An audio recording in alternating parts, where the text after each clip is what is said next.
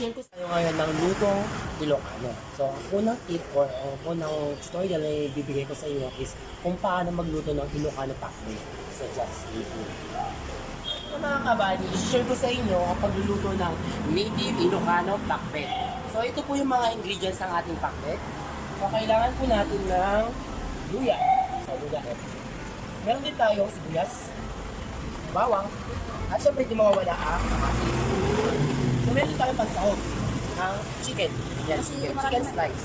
So, ito po mga kabady ang ating gagamitin mga ingredients. So meron tayong katola, sitaw, saka, ayun, katola nga dito, native na katola to. Hindi ko alam kung ano pangalan dito sa akin. Hindi ko alam sa akin. Ano ulit? Sigarilyas? Ayan, sigarilyas. So meron din tayong ampalayan, native na ampalayan. Saka okra. Ayan, pinaghalo ko na siya dito. Nagsama ko lang yung matigas sa tapos meron din tayong yung gabi o tarong English. Saka syempre, hindi mawawala ang native nating native na talong. So, ang pag ganun ng pakbet, kailangan natin ng mahaba yung native lang talaga. Tapos yung bilog na puti, pwede yun. Okay. Meron din tayong ajinomoto na gagamitin. Tapos, inis ng palasa. Tapos, ang Pangasinan bagoong. Ayan po yung gagamitin natin pang native na isasaw sa pakbet natin. So yun guys, just stay put kasi mamaya, luluto na natin ang ating native Ilocano pakbet.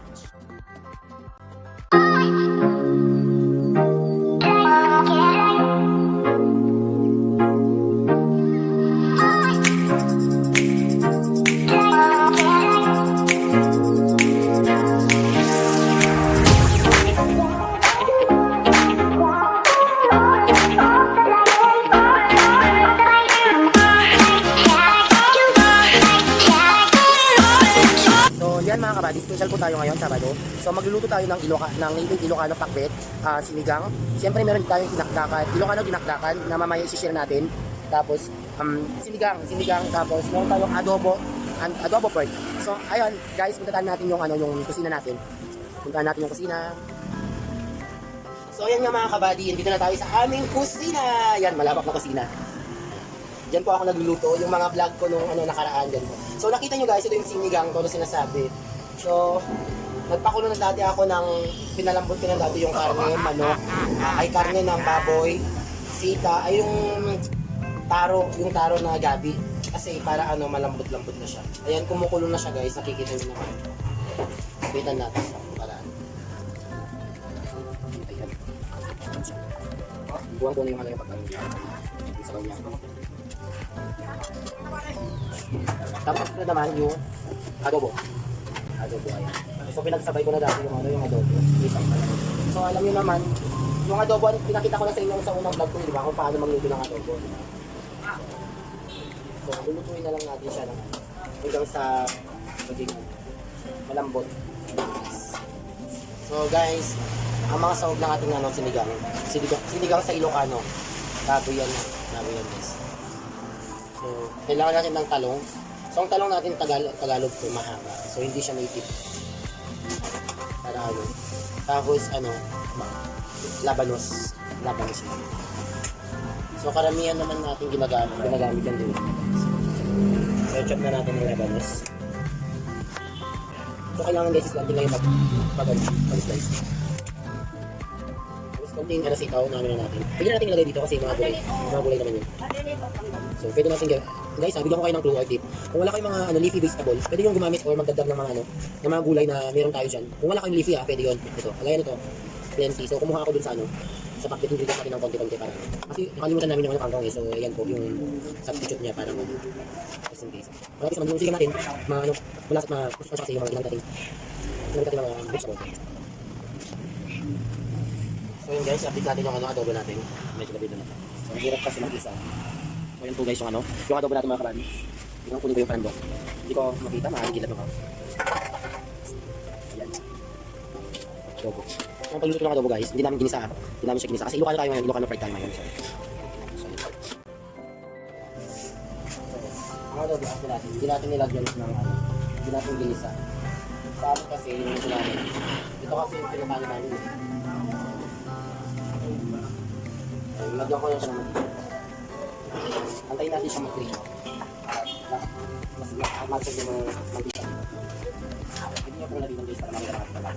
So, makikita nyo naman po. Hindi na po siya matipis. Sa tiklog guys ha, tiklog. Ayaw na ayaw ng customer na matigas na kami. Kaya yun po. Ayaw nila yun. Antay lang natin siyang medyo mabawasan yung tubig yun. Pwede natin yung ano. Ito naman yung ano. Ito naman yung sinigang natin. Sarap naman yung masarap. Ayun guys, okay na yung ano, doon. Ayun yung ano. Kita nyo naman siya. Kuwang ko na yung ano. Tapos, halagyan natin ng suka.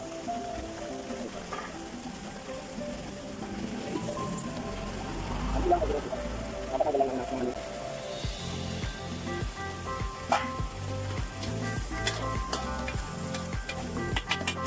Matanggal lang ng lansa mo.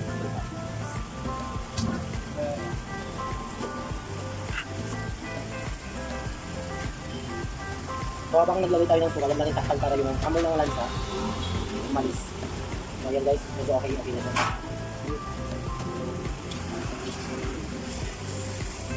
So okay na.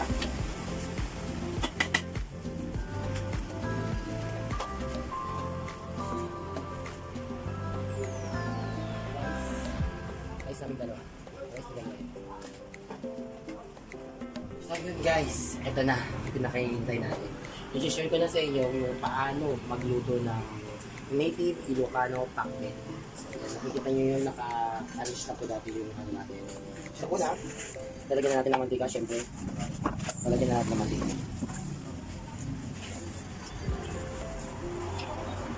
Pagkong mantika lang pagkita natin ng ano. Sibuyas na. Sibuyas na. Yung ano mo. Ang yan, no, is isa. Luya. So guys, may luya ako ha. Hindi ko siya ilalaki lahat.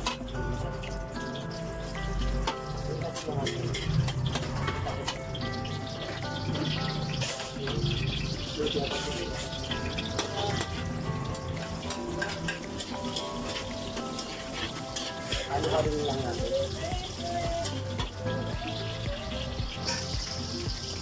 Next. Ako bawang.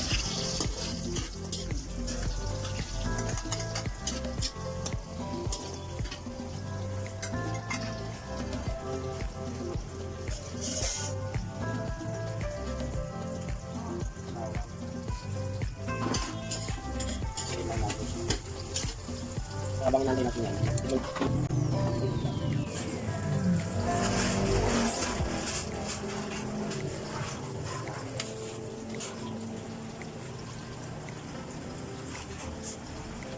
So medyo malambutan yung ano, sinigang natin. So pwede natin ilagay yung gulay. Hindi ko na siyang ilagay kasi medyo ano.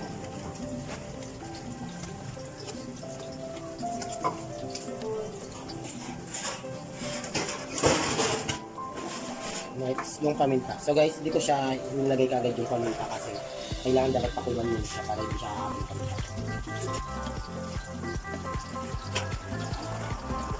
Anuhin mo lang siya. Sa kanya. Harap naman nilagay yung bilang. Pero talpa.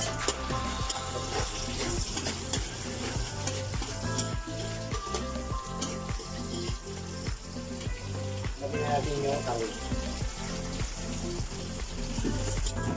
Chicken po yung ginamit natin guys. So, kung mamapansin nyo guys, ang talagang original na sahog ng ano, ng Ilocano pakbet. So baka meron tayo na matatalang dyan. Mga isda o tinapa. Yun po yung original na ginagamit sa native original pakbet. Pero ngayon guys, pinipis kasi ng ano natin. So, ang ginamit namin is yung chicken. Daming kasi mga naghahanap ng chicken. Karamihan kasi sa pakbet ng Tagalog, baboy yung pinatawag. Saka meron silang alaman. So, ang pinagkaiba sa pakbet ng Ilocano, native Ilocano sa Tagalog, is yung alamang na gagamitin. Ang alamang na gagamitin natin sa Ilocano ay yung boneless na pagat. Isa lang natin siya ng isa. Tapos, lagay na natin yung ano, kamatis. Ayan, maglalagay kami ng kamatis guys. Lagay ko na lahat. Lagay naman lahat.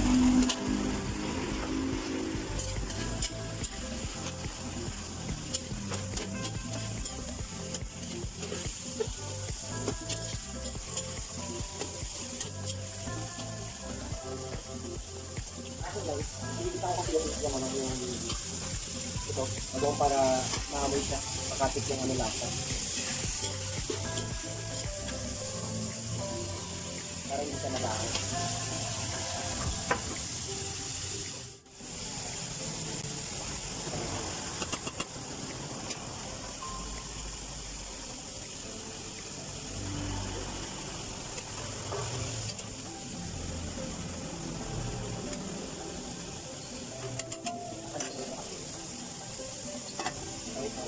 So guys, kung dito ko lang, maamoy mo talaga yung amoy ng ano, yung isang bagoong sarap.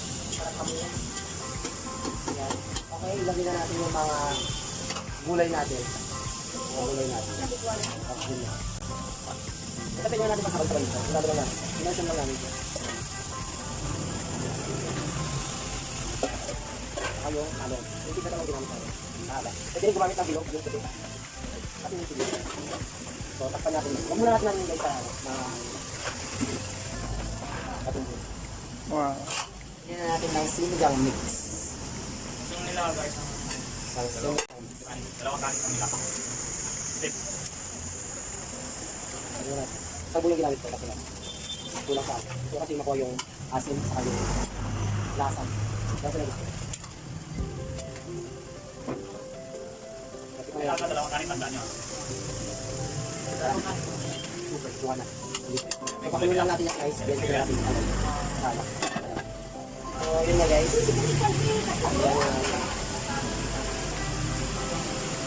Aluin ko muna siya. Tapos, lagyan natin ng dalawang basong tubig.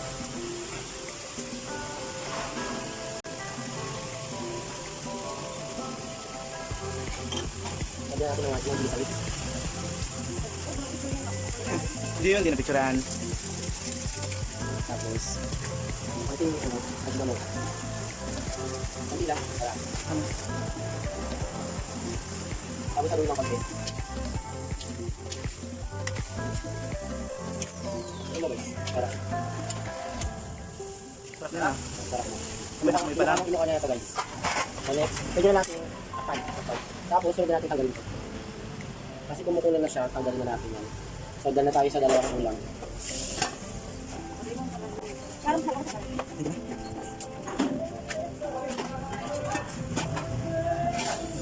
So ayan po yung sinigang natin na baboy. Sarap no. Wala man lang siyang leafy vegetable pero tignan mo naman. Tignan naman yung vegetable niya. So guys, tignan natin yung tignan. Ayan. Nalo ko lang So take note guys kapag niluto ng native Ilocano pakbet guys, kailangan half cook lang yan. Kasi kapag niluto mo siya ng overcook, ayaw na, hindi na siya pakbet. Kapag yung pakbet Tagalog na yun. Guys, remember siya.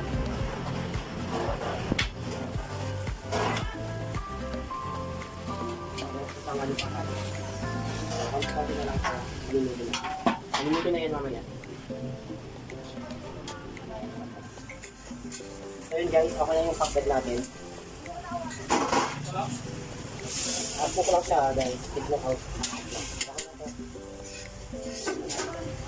Okay na. So yun nga guys. Kain ko na.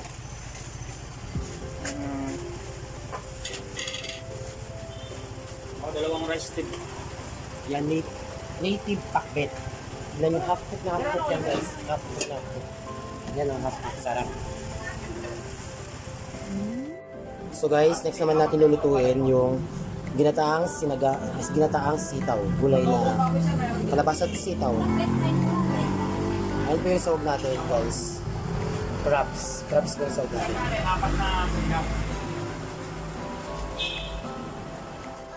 So yun guys, maglalagay na tayo ng mantika. Kunting mantika lang yun guys Mahirap, matis ako lang madalo.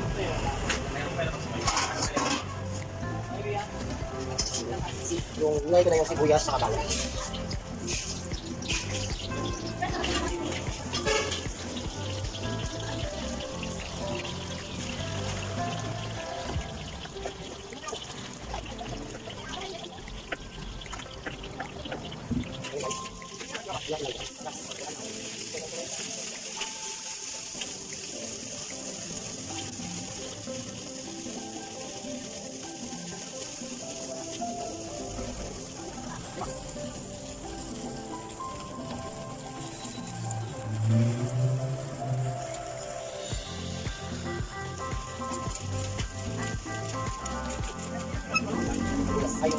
ka po, kaya.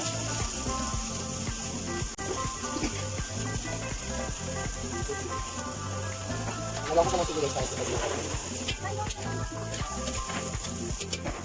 tapos tapan natin yan. Ay, di muna. Bigyan muna natin mga guys.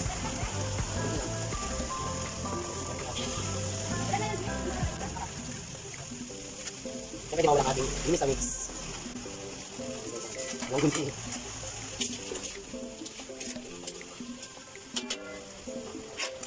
Tapan natin guys, para sa yun guys, pwede natin lalaki. Ito yung data natin. Data sa inyo.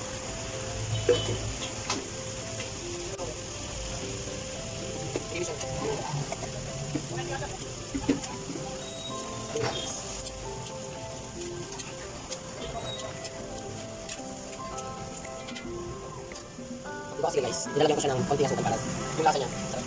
Konti lang. Konti lang yan. Pwede natin salado. So yan guys, saluhin na natin yun kasi ayaw yung ginisang ano. Ginisang gulay with gata. Tagalog version. So guys.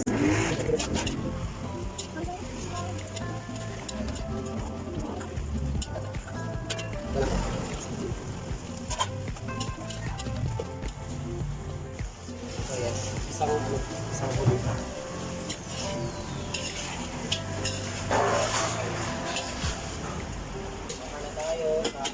Ginataang gulay.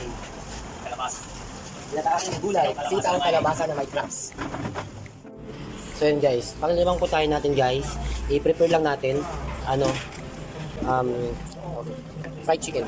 So guys, i-share ko sa iyo kung paano magluto ng fried chicken namin. So ayan, ito po yung chicken. Kailangan na pong may strainer muna kasi mamarinate po natin yan. Tapos kailangan siya ng bawang. So meron pa tayo dadagdag dito, piniplan pa natin bago natin i-breeding. Ang lagay ng breeding. So, okay na siya. Ito natin mga itlog. Isang itlog lang. Isang itlog lang guys. Nabulang-bulang na si Jason. Tapos itong kalamansi. Naglalagay kami ng kalamansi. Naglalagay po kami ng kalamansi. Pang tanggalan sa chicken. Tapos lagyan natin ng bawang. Mamarinig natin yan. Yan guys. Tapos, ito po yung pwede mix up. So yan guys.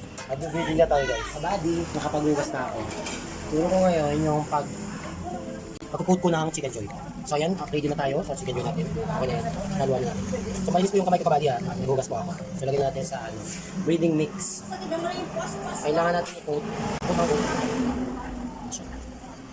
Next. Yun lang naman guys. Kailangan natin i-coat. Ayan. Chicken joy. Chicken joy na isa. Gusto ko yung pagkukut talaga. Maulitin. Basta gusto ko lang. Ayan guys. Masarap ba yun, Kuya? Kabady? Ay, sobrang sarap nito masaya. Sobra. Ito yung binalik-balikan namin. Ay, balik-balikan ng mga customer natin dyan. Mga mukhang hilaw. Sarap. Ayan guys. Okay na po So lang. after that, kabady, ano gagawin natin? So, ito na yung natin. Style fish. Ang sarap ata kabady niya na pag naluto ah. Ayan guys. Maglagay na tayo ng mantika. Para sa fried chicken na to Fried chicken. Yes, mantika. Para sa fried chicken to. Kailangan natin paano yun. So, yan po yung chicken natin. Fried chicken kabady.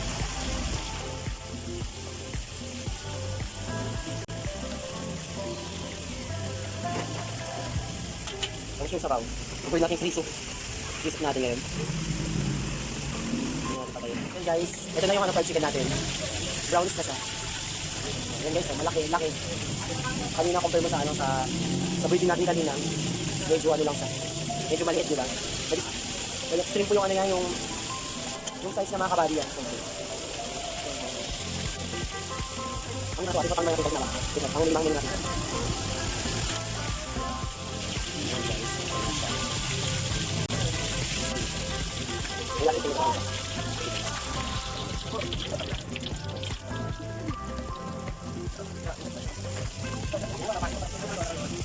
second set, nakapagod.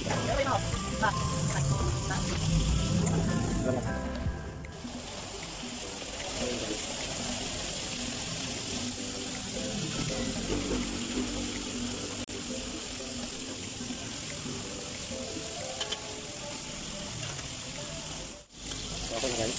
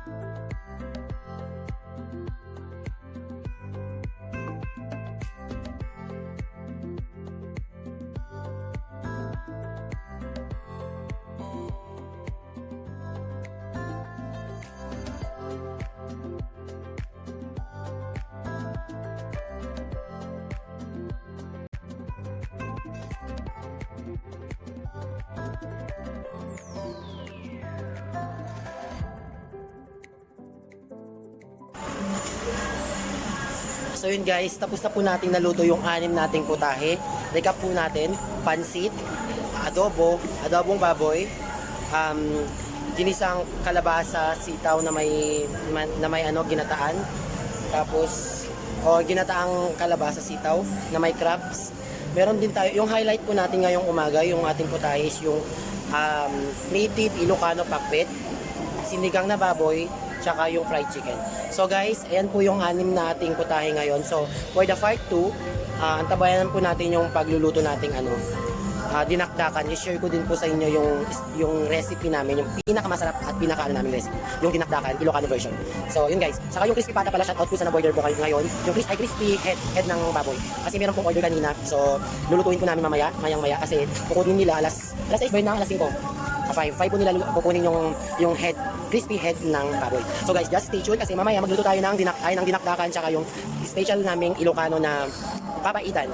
So thank you guys for watching. I hope see you on my next vlog.